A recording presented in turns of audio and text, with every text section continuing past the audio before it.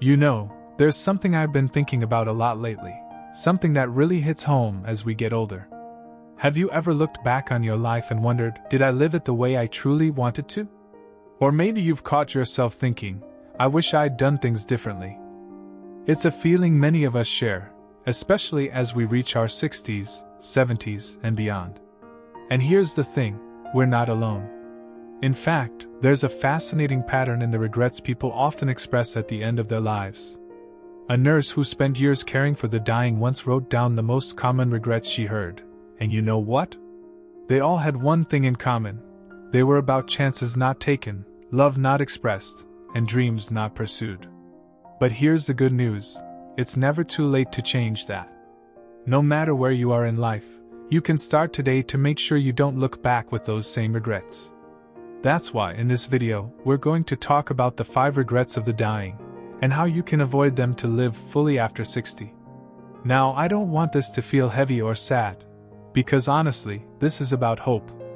It's about making the most of the time we have left, cherishing the people we love, and finally giving ourselves permission to go after what truly matters.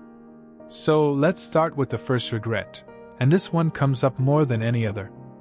Regret number 1.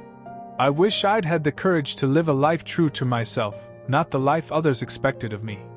There comes a moment in life, often when we least expect it, when we pause and ask ourselves, did I really live the life I wanted, or did I spend my years trying to meet someone else's expectations? This question cuts deep, especially as we grow older and reflect on the paths we've taken. The truth is, one of the most common regrets people express at the end of their lives is this. I wish I'd had the courage to live a life true to myself, not the life others expected of me. Think about that for a moment. How many times have you set aside a dream because it didn't seem practical? How often have you swallowed your true feelings to keep the peace? How many hobbies, passions, or even small daily joys have you pushed aside because they didn't fit the mold of what you thought you should be doing? The weight of expectations. From the time we're young, we're taught to follow certain rules, to color inside the lines, to choose the safe path, to prioritize stability over passion. And there's nothing wrong with responsibility. But somewhere along the way, many of us confuse being responsible with sacrificing our true selves. We take jobs we don't love because they pay the bills. We stay in relationships that don't fulfill us because we're afraid of being alone. We silence our own voices because we don't want to rock the boat. And slowly, over time, we drift further and further away from the person we were meant to be. Martha's story, it's never too late. Let me tell you about my friend Martha. For over 40 years, Martha worked in an office job, steady, reliable, but utterly unfulfilling. Every day, she'd sit at her desk, crunching numbers, filing reports, and watching the clock. And every evening, she'd come home exhausted, too drained to do anything but collapse in front of the TV. But here's the thing, Martha had a secret love, painting. As a child, she'd spend hours sketching, losing herself in colors and shapes. But as she grew older, practicality took over. Art doesn't pay the bills, she told herself. What will people think if I spend my time on something so frivolous? So she tucked her paints away and convinced herself that her dream was silly. Then, at 68, something shifted. Her husband passed away, her kids were grown, and suddenly, she found herself standing in an empty house with nothing but time and a gnawing sense of, what now? One day, on a whim, she dug out an old set of watercolors. At first, it was just a way to pass the time. But then something magical happened. With every brushstroke, she felt a piece of herself coming back to life. The joy she'd buried for decades bubbled up again. She painted sunsets, flowers, memories, each one more vibrant than the last. Fast forward to today. Martha's home is filled with her artwork. Her grandkids beg her to teach them how to paint. She sells her pieces at local fairs, not because she needs the money, but because it thrills her to share her passion with others. And you know what she told me? I wasted so much time worrying about what others thought. Now I realize, the only person I ever needed to please was myself. The fear that holds us back. Martha's story isn't unique. So many of us hold ourselves back because of fear fear of judgment, fear of failure, even fear of success. What if people laugh at me? What if I'm not good enough? What if I try and it doesn't work out? But here's the hard truth. Regret hurts far more than failure ever could. Failure is temporary. It's a lesson, a stepping stone. But regret? Regret lingers. It's the voice in the back of your mind that whispers, "What if I just tried?" The liberating truth. There's a simple but profound realization that changes everything. The people who truly matter won't mind. And the people who mind? They don't matter. Think about the people you love most in this world, your closest friends, your family, the ones who've stood by you through thick and thin. Do you really think they judge you for pursuing what makes you happy? Or would they cheer you on? And as for the critics? The naysayers? The ones who scoff or roll their eyes? Their opinions say far more about them than they do about you. Taking that first step. So here's my question for you. What's something you've always wanted to do but held back on? Maybe it's something big, starting a small business, writing a book, traveling solo. Maybe it's something quieter, learning to play the piano, taking a pottery class, or finally speaking up in family discussions. Whatever it is, I want you to think about one small step you could take this week to move toward it. If you've always wanted to paint, buy a cheap set of watercolors and play. If you dream of writing, start a journal, just a few sentences a day. If you've longed to travel, research one trip, even if it's just a day trip to a nearby town. The size of the step doesn't matter. What matters is that you take it. The gift of starting now. Here's the beautiful part. It's never too late. Martha started painting at 68. Laura Ingalls Wilder published her first Little House book at 65. Colonel Sanders founded KFC in his 60s. Frank McCourt wrote Angela's Ashes after retiring from teaching. Time is going to pass either way. Why not spend it doing something that lights you up? Final thought. Living true to yourself isn't about grand, dramatic changes. It's about the small, daily choices to honor who you really are. It's about giving yourself permission to take up space in your own life. So today, I hope you'll ask yourself, what's one thing I can do, just one, to live a little more authentically? And then, do it. Regret number 2. I wish I hadn't worked so hard. This one really makes you pause, doesn't it? So many people, especially men, say this at the end. They realize they spent too much time at the office, missed their kids growing up, or skipped vacations because there was always one more thing to do. Now I know what some of you might be thinking. But I had to work hard. I had bills to pay, a family to support. And you're absolutely right. Life demands a lot from us. But here's the deeper lesson. It's about balance. It's about those moments we could have stepped back, even just a little, to breathe, to connect, to live. Take my neighbor Jim. He was a dedicated teacher for 40 years, and he loved his job. But when he retired, he told me, "I wish I'd taken more summers off just to be with my wife and kids. I thought I was doing it for them, but they'd have traded every extra dollar for more time together." If you're still working, maybe this means setting firmer boundaries, leaving on time, saying no to extra projects that drain you. If you're retired, maybe it's about not filling your days with busy work just to feel productive. Rest is not laziness. Joy is not a waste of time. Now, these first 2 regrets are really about choices, about how we spend our time and whose voices we listen to. And I hope they've got you thinking. Because next, we're going to talk about something even deeper, the relationships we cherish, and the ones we let slip away. But before we move on, I'd love to hear from you. Have you ever felt like you were living for others instead of yourself? Or do you look back and wish you'd worked less? Drop a comment below. I read every single one. You know, when we talk about regrets, especially the kind that linger at the end of life, it's amazing how often they come back to people. Not money, not achievements, not the things we owned, but the connections we had, or the ones we let fade away. That brings us to our next regret, and this one might hit a little closer to home than we'd like to admit. Regret number 3. I wish I'd had the courage to express my feelings more. How many times have you held back from saying I love you because it felt too vulnerable? Or bitten your tongue when someone hurt you, just to keep the peace?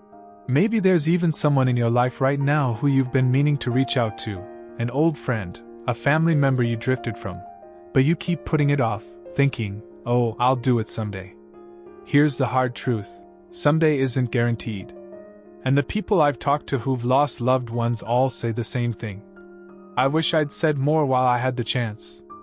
Let me tell you about my Uncle Frank.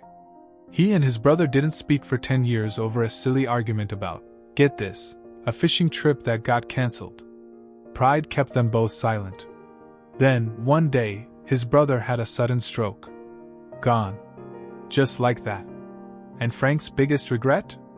All that wasted time. All over nothing. So here's my challenge for you today. Who in your life needs to hear how you feel? Maybe it's as simple, I appreciate you, to a friend who's always been there. Maybe it's finally telling your sister why you've been distant. Or maybe, and this is the hardest one, it's forgiving someone who hurt you, not because they deserve it, but because you deserve the peace that comes with letting go. You don't have to make a grand speech. Start small. A text. A letter. Even just saying, hey, I was thinking about you. Because the words we leave unspoken are the ones we'll regret the most. Regret number 4. I wish I'd stayed in touch with my friends. This one goes hand in hand with the last one, doesn't it? But there's something special about friendships. The ones that don't have to last, but do because we put in the effort. Think about your closest friends from years ago. The ones who knew you before life got complicated, before careers, marriages, kids, and all the responsibilities that pulled you in different directions. Do you still talk to them? Or did time just slip away? I'll be honest with you, this is the regret that I worry about the most. Because it's so easy to let friendships fade. We tell ourselves, oh, we'll catch up soon, but then soon turns into years. And before you know it, you're looking at old photos, wondering, why did we ever stop talking? But here's the beautiful thing, it's never too late to reconnect. A woman named Evelyn wrote to me after watching one of my videos. She'd lost touch with her best friend from nursing school nearly 30 years ago. One day, she mustered up the courage to send a Facebook message, just a simple, "Do you remember me?" Turns out, her friend had been thinking about her too. They met up, and it was like no time had passed at all. Now they talk every Sunday. Evelyn told me, "It's like finding a piece of myself I didn't know was missing." So if there's someone like that in your life, someone you miss, reach out. Today. Not tomorrow. Today. Even if it's awkward at first, even if you're not sure what to say. I promise you, the risk of a little embarrassment is nothing compared to the regret of never trying. Now, these two regrets, about unspoken feelings and lost friendships, they're really about the same thing, the people we love and the time we have with them. And that's what makes them so powerful. Because while we can't go back and change the past, we can do things differently starting right now. But there's one last regret we need to talk about, one that might surprise you. Because it's not about what we did or didn't do, but about how we felt while we were doing it. And that's where we're headed next. You know, out of all the regrets we've talked about so far, there's one that stands out because it's not about what people did, it's about what they didn't allow themselves to feel. And that brings us to our final regret, which might just be the most surprising of all. Regret number 5. I wish I had let myself be happier. Isn't that something? So many people reach the end and realize, I had more joy within reach than I thought. I just didn't let myself enjoy it. Now I know what you might be thinking. But life is hard. There's illness, loss, bills, stress, how can I just be happy? And you're right. Happiness isn't about ignoring the tough stuff or pretending everything's perfect. It's about not letting the hard moments steal the good ones too. Think about it. How often do we put conditions on our own happiness? I'll be happy when I lose 20 pounds. I'll relax after the house is clean. I'll enjoy life once things calm down. But here's the truth, things will never be perfect. There will always be another worry, another chore, another reason to say, "Not today." A viewer named Robert wrote to me last month. He spent years waiting for the right time to take his wife on the cross-country train trip they'd always dreamed of. "We'll do it when we've saved enough," he'd say. "When I'm retired, when her knee feels better." Then, suddenly, she was gone, a heart attack out of nowhere. And his biggest regret? All those ordinary days when we could have been laughing, but I was too busy waiting for someday. Now, I'm not saying you should ignore responsibilities or spend recklessly. But happiness is a choice we make in small ways, every day. It's letting yourself savor that morning coffee instead of gulping it down while scrolling through bad news. It's putting on your favorite song and dancing badly in the kitchen. It's calling your grandkid just to hear them giggle. So here's my question for you. What's one thing you'd do today if you let yourself prioritize joy? Maybe it's planting those flowers you've been putting off, or finally saying yes to lunch with that neighbor you like. Whatever it is, do it. Not next week. Now. Because happiness isn't a destination, it's how we travel. When we started this conversation, I told you these regrets weren't just about looking back, they're about moving forward. And now that we've walked through all 5, I hope you see what I see. Every single one is a gift. Because they're not just warnings, they're a roadmap. Live true to yourself. Don't let work or busyness crowd out life. Say the words that matter. Hold on to the people who matter. Choose joy every chance you get. You don't need a time machine to rewrite the past, you just need today. And tomorrow. And all the days after that. It's never too late to start. So here's what I'd love for you to do next. First, pick one tiny step from what we've talked about, just one, and do it this week. Text that old friend. Book that trip. Tell someone you love them. Don't overthink it. Just start. Then I'd love to hear from you in the comments. Which of these regrets resonates most? Or maybe you've already made a change and want to inspire others? Share your story, because your words might be exactly what someone else needs to hear today. And if this video spoke to you, hit that like button and subscribe if you haven't already. We make these videos to remind you, and remind ourselves, that life isn't about perfection. It's about showing up, loving deeply, and making the most of the time we've got.